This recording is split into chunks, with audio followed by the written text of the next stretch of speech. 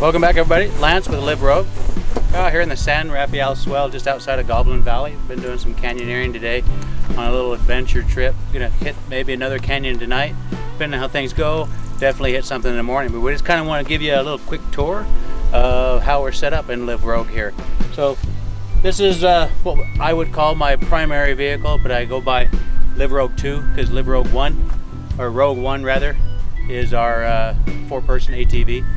So Rogue 2 here, nice tonneau cover, standard everyday F-150, folded up, true natural Rogue style, the old-fashioned Walmart tent, cut the bottom of it out, do some bungee cord strapping, took the tent poles inside the tailgate latches and everything else.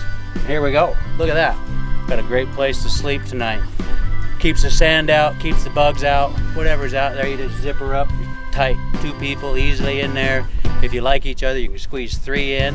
If you want to get 4 in there, you can have some fun.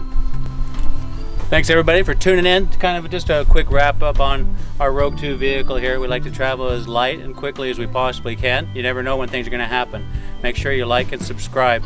See you next time.